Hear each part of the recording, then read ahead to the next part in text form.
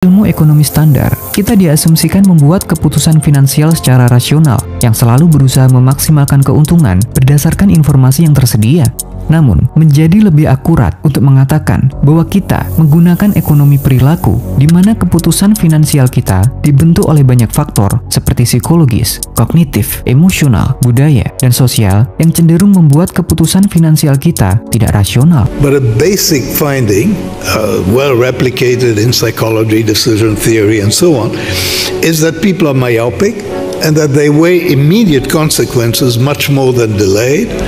There is in fact brain research that indicates that there are special brain circuits that respond to relatively immediate consequences as against other brain circuits that react to more delayed consequences. And we tend to be more rational about the more delayed consequences than about the immediate ones. Maka dari itu, untuk meminimalisir keputusan yang tidak rasional, kita harus mengutamakan keuntungan jangka panjang dengan mempertimbangkan lebih banyak perspektif.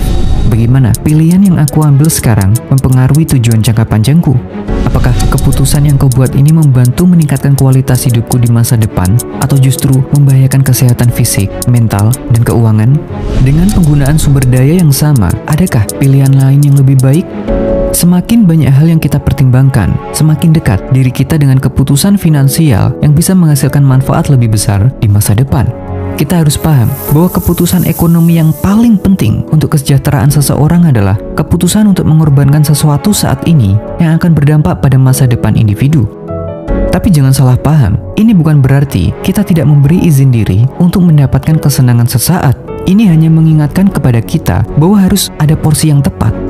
Jadi, apakah kamu akan menggunakan sumber dayamu untuk rutin membeli kopi di kafe, atau menabung, bermalas-malasan, atau belajar keahlian berpenghasilan tinggi, impulsive buying, atau investasi untuk dana pensiun? Semakin sering kita membuat keputusan finansial yang tidak tepat, semakin sulit diri kita mencapai kepuasan jangka panjang. Individuals who manage to overcome this, they're going to end up richer and they're going to be emotionally much calmer. Because they are not thinking and they're not reacting to losses as they occur, to immediate losses, but they have that long view and they evaluate the wealth that they collect.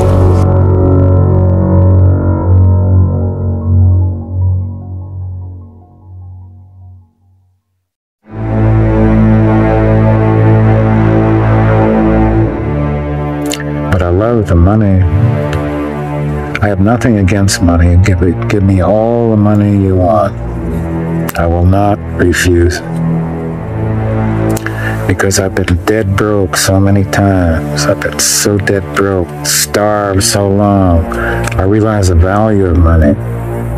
It's tremendous. Money is magic. Kehidupan kita dapat dibagi menjadi beberapa area, dan untuk menunjang semua ini, kita memerlukan uang yang cukup. Sayangnya, perjalanan kita dalam membangun kondisi keuangan yang sehat dihadapkan beberapa masalah, seperti pola asuh orang tua yang kurang tepat, kelemahan dalam sistem pendidikan, kenyataan pahit di dunia kerja, dan permasalahan dalam uang itu sendiri. Tidak cukup sampai di situ, kita juga menjadi bagian dari masalah ini.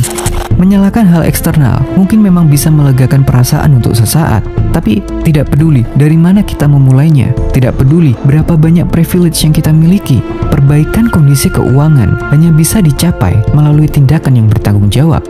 Tunggu, kenapa harus repot-repot mencoba jika mengambil tanggung jawab masih tidak menjamin kita mencapai kehidupan finansial yang kita idamkan? If there are things you really care about, then you make effort to control them. If you don't care as much, just let the chaos take over. There's nothing you can do about it. Ini artinya, jika benar-benar peduli dengan kesehatan finansial, kita seharusnya berusaha sebaik mungkin untuk mendapatkan kendali lebih atas keadaan keuangan kita. Semakin banyak hal yang ada dalam kendali, semakin baik diri kita menghadapi ketidakpastian. Tapi, terlalu memfokuskan waktu, energi, perasaan, dan pikiran hanya untuk hal-hal yang sejalan dengan tujuan finansial membawa konsekuensi yang besar.